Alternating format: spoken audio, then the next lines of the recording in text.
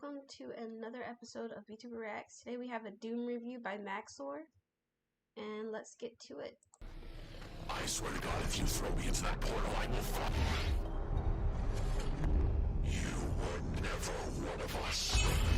You were nothing but an imposter. A false crewmate. You are such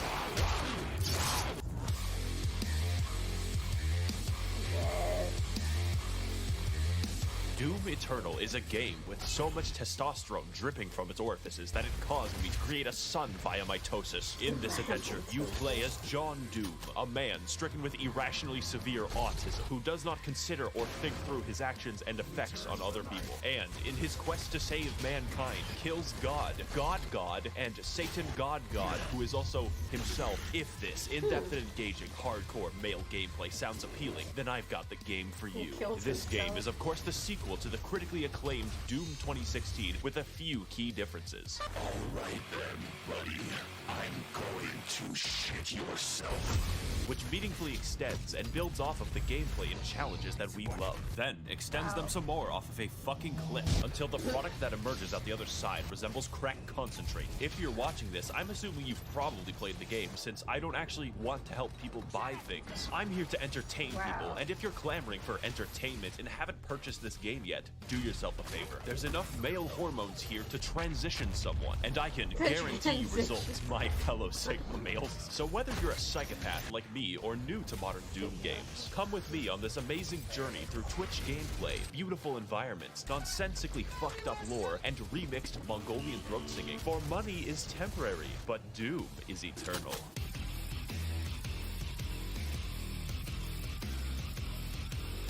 I would say that Doom Eternal's gameplay is quite unique, and not for the reasons that you would think. Everything in Doom Eternal is funneled directly into a single, robust, multifaceted, multinational, and unilaterally combat system, from which the entire game is built around. But Maxor, I hear you thinking, that's every game ever. Yes. Every good game ever. If I, for instance, became 12 and booted up GTA 5, I would be able to do at least a dozen unfun activities. Doom's design is focused harder than the average Persona fan on his local playground, and that is special. You will play the game in the way that is fun, or you will lose. So as good as 2016 was, a Polygon journalist could beat the first half, and that's unacceptable, because yes, it is actually unfun to play games after having a lobotomy. In other games, I get to choose between things like stealth, vehicles, or outright combat. Yet Doom Eternal asks the question, why not force you to use every mechanic all the time without stopping? In a world where AAA studios try to pander to everyone, it's refreshing to have a game that sets out to do one thing the best, and actually have developers who give a shit about linear design and gameplay. And the main component of that gameplay is the arsenal, because John Doom uses every weapon throughout the game. The first shotgun is used in the last level, and the last level is used by the first shotgun. When you get an upgrade, it isn't a replacement, it's a genuine addition to your arsenal. Every one of them has specific uses, and yet these don't interfere at all. They enhance. How do I kill an enemy? Well, shoot his hands off, fire a rocket, fire a ballista, fire flame, freeze him, fire on his freeze and froze shotgun, brain aneurysm. Just as important as how you kill is how you heal and how you restore. Fortunately, the aggression of this game rivals my dog in a kindergarten. Like real life, the only way to get ahead of the competition is to kill them. How do I heal when low? Kill them. How do I get ammo back? Kill them with a chainsaw. In addition, most weapons in the game have two mods which completely change their behavior. Such stunning examples would be the microwave beam, the automatic shotgun, and the fucking destroyer blade. God, that's cool. But on top of 8 weapons, 12 mods, and a declining mental state, we keep going. More than any one weapon, you'll be using your suit abilities, and they all have individual buttons. This is in addition to the 8 that you use for weapons. These would be things like zoom for fast, grenade for death, Swedish grenade for life, punch for no reason, and a flamethrower for armor. I play Invoker in Dota 2, and this shit makes me play my keyboard like it's the fucking Moonlight Sonata. I thoroughly recommend playing PC and never using the weapon wheel for maximal Ritalin output. And if you can't switch weapons fast or play on easy mode, that's fine, man, we're all busy. How about I give you 2 more buttons? You thought I was done. There's 2 ways to kill a demon in Doom Eternal, the fun way or the funny way. And to maximize the funniness level, we have the Crucible, which is a direct, instantaneous kill on every enemy. Giant area boss, dead. Previous area boss, dead. The final boss, fuck 'em. Now I hear you thinking, Josh, that sounds pretty strong. Oh boy, buckle your ass. Because the second super weapon on my extensive list of 2 things is the BFG, which canonically stands for Big Fucking Gun. Also canonically, it fires a hole directly into the core of Mars. You can't just shoot a hole into the surface of Mars. Now, I could kill an enemy the long way, or I could kill him and his dog faster than the ATF at Waco. It clears out everything you can see instantly. I am so thankful the game limits how many times you can do this. Now, I understand that at first this may seem complicated, but that just isn't true, because the entire game is effectively a tutorial for hard mode. And because you're always learning as you play, it never feels stale. Doom even lets you choose what stats and runes to upgrade. I spec'd entirely into mobility and ammo, making my character a flimsy, crack-addled spider monkey. As a side note, we should release dozens or possibly hundreds of macaques into New York City. They can survive there. Why does Thailand get to keep all of the good monkeys? So what more is there to learn about Doom Eternal? Well, have you ever given thought to the various unwashed baboons that I'm fighting? The answer may shock you. Those are the... As you may have guessed, there are at least 3, perhaps 4 demons in the game, which is a lot for someone who is a small, blonde anime lolly such as myself. But it's the variety of the demons that make the game interesting. Demons can fly, they can roll around like hedgehogs, contract obesity, and be bastards. Who is Sandy Loam? Who is Tsushima? Amy Rose? I didn't know she could stand. The point of the entire game, therefore, is to balance targets, switch weapons, and scream internally as you repeatedly fail to be cool. Just like high school. What I'm getting at is every demon has completely different behavior and goals from one another. The Doom Hunter rolls around in a comically small tank. The zombies, like us, exist to die. And the Marauder produces controversy. He does a lot of damage, blocks your attacks, fights you at wild speeds, and can only be attacked after blatantly signaling so. I personally have no issue with him, as I find the challenge fun and engaging. And if you don't, I'm not saying you're wrong, I'm saying you're bad. I'm not getting into the details for each one, since that's not funny, but don't worry, there are 27 of them, without DLC. And if you're wondering why I'm fighting the entire cast of Dante's Inferno, you're actually the minority. This game tries at every moment to make exposition collectible. Why is there just a fucking big spear in the planet, and why is heaven comprised entirely of moth people? You cannot stop the procession.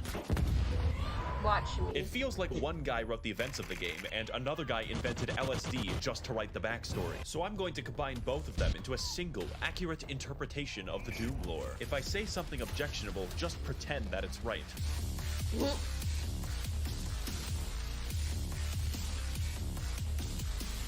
One Brazilian years ago, there was a guy named The Dad, who was effectively God, and he made moths in lamp heaven called the Makers. Every 10,000 years, all moths combine their collective consciousness into one gigamoth called the Khan Maker, who is the Moth Pope. So the moths rule over the galaxy, sort of, until Earth happens, and then we start fucking everything up. The Moth Pope finds John Doom after a spree of murders, and he explains to her that yes, hell exists. It's weird that humans knew about hell before God. Anyways, the Moth Pope, after finding out that hell is real, very reasonably decides to sacrifice a planet to it. See, it turns out that God literally pieced the fuck out like 10 million years ago and let the moths do whatever they wanted. So now the Khan Maker cannot be replaced and cannot die, so she sort of goes insane from the constant immortality. Now the plan is to get some of that sweet hell energy by repeatedly sacrificing entire planets to the Dark Lord in exchange for it. Meanwhile, a sentient robot named Samuel Hayden is very busy on Mars. Earth has this problem called climate change, and we need to find a new energy source. So instead of something hard and difficult like solar power, Samuel Hayden is like, what if we extract this cool blue energy from hell? Also, it's on Mars. Earth does this until hell begins breaking into Mars and John Doom stops them, which is the plot of Doom 2016. This makes Samuel Hayden mad because he's funded by the Koch brothers and really doesn't want to build a windmill. So instead of destroying the demonic crucible, he just brings it back to Earth and catapults John Doom into the backstory planet. If you think that sounds unreasonable, just remember that we considered blotting out the sun before building a fucking solar panel. I only poo-poo farted for the good of humanity. Unsurprisingly, demons invade to recycle Earth into blue energy for the Moth Pope, so John Doom has to fight both Catholics and hell. And as you go through the game, you might notice that it just brings up random shit at will. Like, oh sorry, the Soul Factory is being held there by two gigantic titans, and it's like, okay, I guess Attack on Titan is real now. Doomslayer, you'll need this knife to kill my son. Oh shit, what'd he do? He's the giant uncontrollable demon titan. The plot of the main game, to understate it, is psychotic, and acts as an increasing checklist of galactically convoluted convoluted tasks. Just in this one game, John Doom finds an ancient city like 3 times, goes to the North Pole to kill Santa, fights Croatia, does a little trolling, does a little cockfighting, invades heaven, and permanently kills God, but we'll get back to that. Doom 2016 took place on Mars, but this game has you slung around the universe on a fucking bungee cord, so I understand completely when people say they don't play Doom Eternal for the plot. They're just wrong. I play Doom Eternal for the plot, and that might sound strange to you, but Eternal's plot is pure insanity, and it does everything that it needs to. We are painfully aware that the plot exists as a contrivance because the environmental designer went fucking ballistic. I just don't care. I played every single level, gleefully wondering, oh boy, what stupid shit is next? I cannot fucking wait. So, play the game for the plot. It is integral to the experience of Doom Eternal. Oh, but Maxor, there's a plot hole. How did the Doomslayer get the first? Everything I've said so far, except some of it, applies in full partially to the base game. But there's $40 redos of DLC where the gameplay is faster, the challenge harder, and the plot, somehow, even fucking worse in all the right departments. 2016 was a wash. Eternal is Usain Bolt, and the ancient gods is fucking Venezuelan inflation. You thought it was over when John Doom beat the demons and destroyed all of heaven, but you were wrong. That's just the beginning. And with both parts of the DLC now fully out, my recommendation cannot be understated. Let's get into why, and more importantly, what.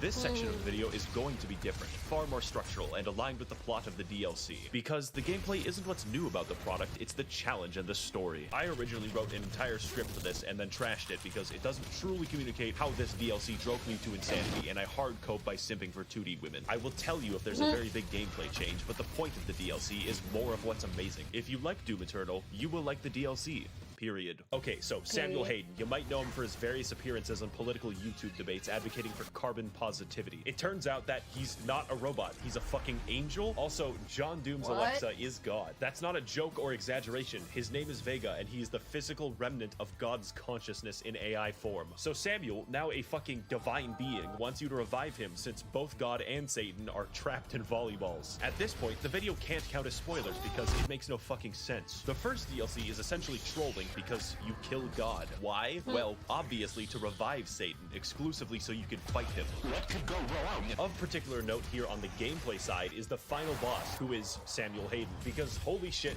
this fight is hard. Also, the premise is ridiculous, and my enjoyment of the game is hurt by neither. Every aspect of this is speedy, fun, and everything else I've already said about the game in general. And when you finally beat Samuel and revive the Dark Lord, it turns out he's you. Yeah. The only thing in the world that could possibly kill John Doom, himself. No blood can be spilled. This holy blood.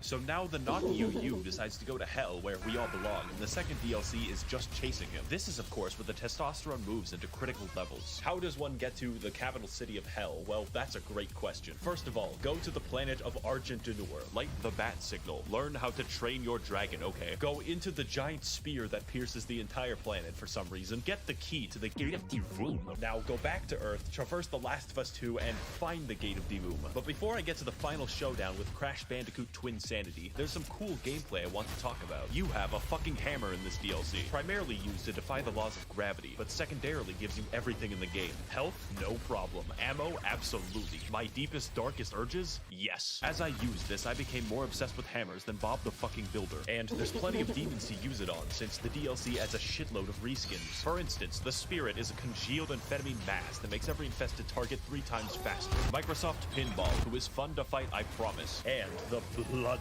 Makers. They are my original OC. Do not steal it. So now that we've reached Cleveland, it's time for the DLC to gain style. This is the culmination of all of our work. The final battle against Satan himself. And holy shit, you can feel it. When the Sentinel army shows up and everyone's ready to kick ass, you just can't help but feel like your dick is being tickled. Cleveland lives up to the hype too, for once, because it's a non-stop battle of epic proportions right up until the final boss. This is a universe which implicitly acknowledges your godlike power by making the only credible threat to you your identical twin with red eyes in a Gundam. That is called fucking gameplay. And it's a beautiful send-off right up until the man himself, who awkwardly waddles around the arena like a penguin, but that's fine, the fight is still cool. Wow, you know, it's so sad that Steve Jobs died of Ligma. Who the hell is Steve Jobs? Ligma balls. Got him! Now, before we defenestrate, there's a few details I want to talk about that truly complete this game, make it a real 10 out of good. Firstly, I would classify the music of this game as metal without guitars, and I fucking dig it so much. How do you make metal without a guitar? Well, you sample Mongolian throat singing and your lawnmower. It just sounds so good. Normally, music isn't very important, but it's so good that it becomes important. And the role it plays in setting your mood is vital. Also, the main composer, Mick Gordon, like me, watches virtual YouTubers every waking second of his day. Great minds think alike. In fact, most of the music in this video is just Doom Eternal soundtrack. Guess you'll have to rewatch it over and over again to really listen.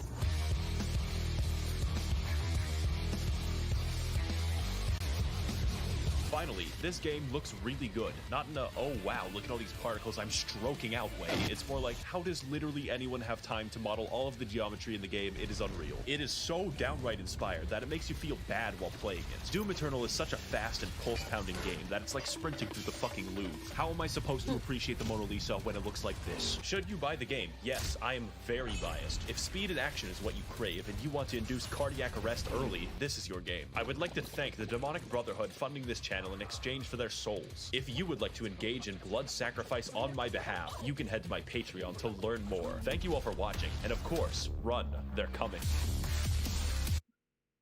Yes. To that whole thing. I played Doom Eternal once. Only once. And it was like having an adrenaline rush every second of the gameplay. Like, there was no downtime. There was no time to breathe. You would suck in oxygen through your freaking pores levels of concentration. It was fun, though. That was the thing, though. It was absolutely fun. And if you were angry, it is the best stress relief. Of just destruction. Destruction and demons. But yes, I completely agree with this review. 100%, 110%. All adrenaline, all the time, all fun. And I'm glad I got to watch this. Thank you all for sticking with me and watching it with me. I'm sorry if I was too busy staring at my screen as if I was in a trance the whole time and repeating what was it? Repeating like every other word. But it was really well done. This whole review was really well done. And I'm glad I got to look at it. Even if it was late, I saw the time it came out.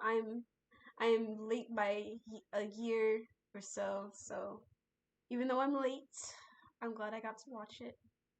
And thank you so much for recommending it to me. If there's any other videos that you guys want to watch me react to and get my opinion on, please do leave a comment in the comment section, and I'll see you in the next video. Bye bye!